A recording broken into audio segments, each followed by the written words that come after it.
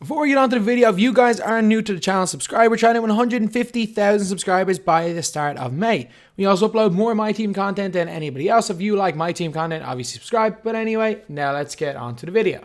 What is going on, guys? DBG here, and in this video we are going to be going over the top 10 cards you can get for under 50k MT in NBA 2K20 MYTEAM. So I know that there are some people that have made very similar videos, and to be honest, this game changes all the time. This is all my opinion, because you better believe after two bros, well, no, actually I'm not going to claim these type of videos because I've probably made the most of these over the last couple of years, but two bros, I'm not going to claim them over two bros. He was the initial person who did these like top 5 under X amount of MT back from NBA 2K13. I'm not going to try to claim credit for that, don't worry. But yeah, I've done so many of these in the last couple of years. I am not like, I just do not want to see comments saying I stole this video from X, I stole this video from Y, because if you look up NBA 2K20 top, or NBA 2K16 top 10, NBA 2K 50 or 17 top 10, like 90% of the videos are mine. But yeah, or well, my team top 10. But anyway, I don't know why I'm saying that, but just addressing that because 90% of the comments are going to be I stole this video from blank, and it's just gets a little bit old after a while. So anyway, this is all just personal preference, and there are definitely some players that I miss out on. I'm telling you this right now, I've definitely got some, especially if cards are hovering around the 50k MT mark. If a card is hovering around that mark, there's a chance I missed out on it. So the first player that we are going to go over is this guy right here at number 10, and it's Stephenson's card. So this guy, he's not the cheapest right now, like 10, 11k MT, but lads, if you guys have been watching this channel, you guys should know that you should have bought him already. You should have bought this guy when he was 2k MT. He was 1.5, 2k MT. You should have bought him then. But Stephenson is absolutely fantastic. So a little bit undersized 6'5", that's literally the only thing he has wrong. So Hall of Fame quick first step, Hall of Fame clamps, Hall of Fame rebound chaser, which actually comes very handy. Like, I'm shocked that that comes in handy, but trust me, it does. I don't know how, but he gets a ton of boards. Got 38 gold as well, so he's got 47 badges, which is ridiculous. A gold quick draw, gold range extender. While you obviously would rather both from Hall of Fame, gold is perfectly fine. And is perfectly fine with those specific players. But he's also got some insane stats. The stats that matter in 2K, he's really good at. So we got a great driving layup, he's got a great driving dunk, got a really good mid-range and 3-ball. He's also got really good ball handling and passing stats, great steal and perimeter defense, solid speed, two-ball acceleration, great lateral quickness. So the stats that actually matter in 2K and the badges that matter, he has them all. So no doubt about it, this guy is going on to number 10. And like, I initially made this list, I actually had Alonzo number 10, and I completely forgot Stephenson. I just completely blanked. I was like, no question about it, this guy has to go onto the list. So number 9 is actually a guy that some people like, well, to be fair, everyone likes this card. So it's Mikal Bridges, who is kind of in and around like 22, 23k MT, depending on when you're buying him. And I picked my one up for like 14, 15k when he first came out. He was an absolute steal back then. He's still a decent enough card at 25k MT. So he's got 24 Hall of Fame badges. Those Hall of Fame badges include like Lab City Finisher. He's got Hall of Fame quick first step, Deadeye, downhill. One kind of a little bit of problem, not actually going to call it a problem, but one downside is that he only has gold clamps. That is one of those badges that it's kind of important to have in Hall of Fame. You can get away with the likes of range extender, gold. You can get away with you can get away with quick draw gold, but it's hard to get away with clamps gold. With the fact that everyone has Hall of Fame quick first step, you can kind of abuse that, but it's not the worst thing in the world. 6'6", so you're definitely not going to play him at the 4. He can play at the 3 though. Got a solid enough post game, got a great mid-range and 3-ball, got a really good dunk. His release is unreal as well. Also got really good ball handling and passing. Just overall good defense, that's good rebounding. And just, he does everything well, and he does everything real. He's like a much better Pink Diamond Zion and a lot cheaper. So number 8 is a guy that I actually use in my squad.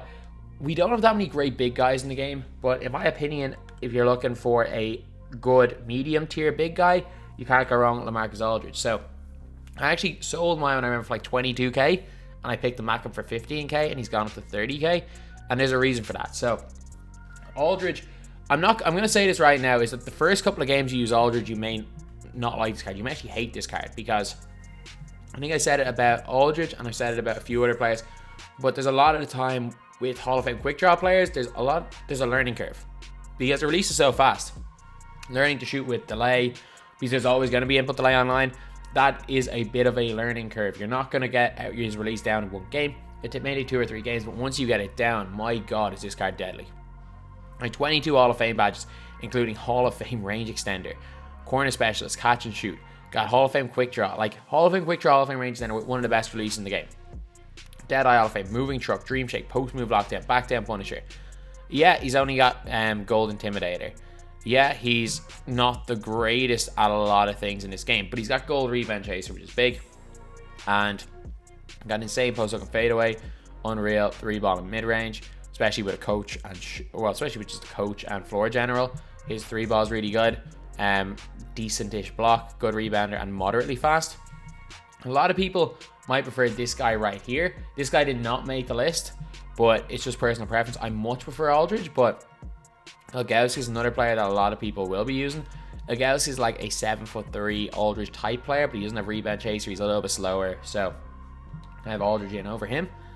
And to be fair, like literally number probably 9 to 1 are interchangeable. And at number 7, we are going to go with a card that is so close to being incredible. It's Paul Pierce. So Paul Pierce around 20k MT. I'm telling you now, Paul Pierce is really good. He is really, really good. So he has got, I don't actually have him, but he's 6'7". He's got 23 Hall of Fame badges. Hall of Fame range extender, quick draw. Actually, there's 2 reasons why he's not like unbelievable, but he's still a very good card. Hall of Fame quick first step as well, defensive leader, clamp. So he's got all the Hall of Fame badges you want. One problem, he's got steady. He's one of the few players nowadays that gets steady shooter. The steady shooter badge means he shoots worse when he's open. And while a lot of people think steady's not the biggest deal in the world, and to an extent I agree with them, like there's a lot of cards in the game that are really good despite having steady shooter, and Pierce is one of them. Problem is, I don't trust a steady shooter player. If I'm shooting a last shot with a steady shooter player, more often than not I feel like it misses. I just do not trust anyone with the steady shooter badge. Like, I just think they miss shots in important times, and I just feel like they shoot way more whites, or they shoot way more full white glitch. I just don't trust them. Like, great fadeaway, great mid-range, great 3-ball, great driving dunk, great handle, good passing, great defense in the perimeter, great speed 2-ball acceleration. Like, a legit, really good card in this game. Again, problem is he's steady, and also, with his release, he cannot shoot corner threes. He can, but it's nearly impossible. He is very, very unlikely to shoot a corner 3 in my team. So, honestly, I think that is a little bit of a problem as well with him. But he's got 2 big problems, but apart from that, he does everything unbelievable. Like, if he didn't have that badge and his release allowed him to shoot from the corners, he'd be probably number 1 or 2. Like, he's that good. But he's down at 7 because of that. So number 6 is, like, in my opinion, like a better version of what's his name? It's a better version of Mikal Bridges, and a cheaper version is for a little bit cheaper. You can probably get him, most stage you can get him around 15k. It's Gerald Wallace. So Gerald Wallace, and this is one of my favorite players in this game. So again, 6'7", so you're not going to be playing him with the 4 very much. He's got 20 Hall of Fame badges, quick first step, corner specialist, downhill, fancy footwork. He's got Hall of Fame clamps, interceptor. He has got intimidator, gold, range extender, gold, got quick draw, gold as well, flexible release. So he's got 41 overall badges. But just look at these stats. So, all right post game, good driving layup. He's actually got a really good mid-range in 3, a 95 driving dunk. And I'm telling you, his release is unreal. His 3 balls at 90 feels like it's 99. Got ball handle of 86, decent passing stats, great block, unbelievable steal and perimeter defense. Got really good speed, 2-ball acceleration, and 97 lateral quickness. So, you're looking at a guy that, if this was in NBA, I'm not even going to say NBA 2K17 because that was before the real power creep. If this was NBA 2K18, this would be a 99 overall. No way would this card be lower. And like, the way they made this card really low is by making him a power forward, an undersized power forward. Like, that's literally it. I don't want to see it as he have any ridiculously bad stats either. They kind of manipulate it overall.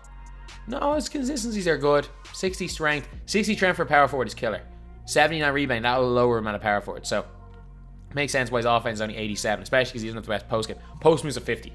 Yeah, they basically, a lot of the time it's like shot IQ, post moves, weird stats like that get like brought down to like 50, and that's the lower players overall. That's the only reason Wallace is a 95 overall. He's as good as half the opals in this game. It is ridiculous how good Jarrell Wallace is in this game. Then we are going on to the point guards. Well, we're going on to the first point guard on the list, and it is De'Aaron Fox. So De'Aaron Fox is, give or take a couple of K, he's around 40K. Like, he's not expensive, not cheap either. 6'3", he has got 29 Hall of Fame badges, including floor general, dimer, clamps, quick first step, interceptor. He's got, fancy footwork as well. A gold range extender and quick draw, which is unreal. One problem is he's 6'3", so I'm telling you this right now, he is going to get eaten alive by Giannis or LeBron at point guard. He's really going to struggle, even with the clamps badge. No post game whatsoever. A solid 3-ball. I think someone said in the chat that he's Paul George's base, which is why he's so good at shooting. He's got a really nice ball handle, passing IQ and accuracy. Really good perimeter defense.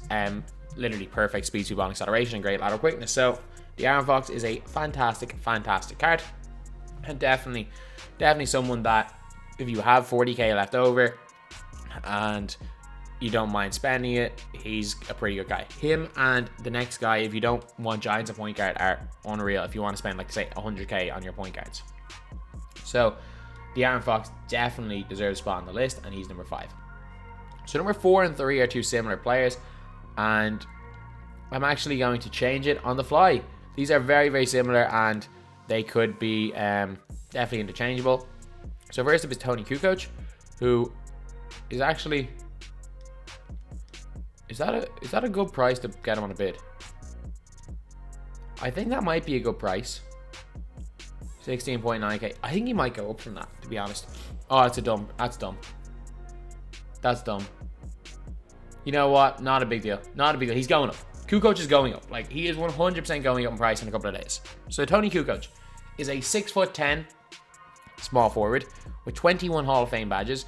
Got dimer, range extender, a green machine, quick first step. He's also got gold clamps, which helps. Gold intimidator, gold quick draw. Release is really, really good. Solid post game.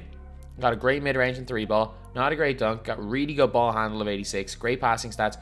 Decent perimeter defense. Decent interior defense. Okay rebounding. Relatively good speed and decent lateral quickness. So, honestly, for this price, especially with the fact he's 6'10", so he's big, and I've definitely overspent on the card. I will make that money. Trust me, I'll make that money back. Don't worry. It's a matter of when, not if. Just like when Aldridge was cheap and Aldridge was 30K, he is one of the cards that is going to go up in price. I can almost guarantee that by Sunday, he'll probably be 20K, 25K. So not worried at all about that one. I wouldn't risk it. I think it's still a risky investment because you never know what to do with super packs, but that's not a bad price. And number 3 is this guy right here, Lamar Odom. So for a little more expensive, you're getting less Hall of Fame badges, but you're getting better animations, and that's pretty much it. So with Lamar Odom, you're getting 7 Hall of Fame badges only, but you're getting 40 golds. So I think he's got more overall badges, and any badge you need with Odom, he's got to go on gold anyway. He's 6'10", not a great post game, decent mid range and 3, really good dunk, good handling, overall solid perimeter defense and interior defense, great rebounding, decent speed, and good enough lateral quickness. So if you're looking at Kukoc, Lamar Odom is better at a lot of things. He's more athletic, he's a better rebounder, he's a better defender, but Kukoc is the better passer and better shooter. So it's all personal preference in this one.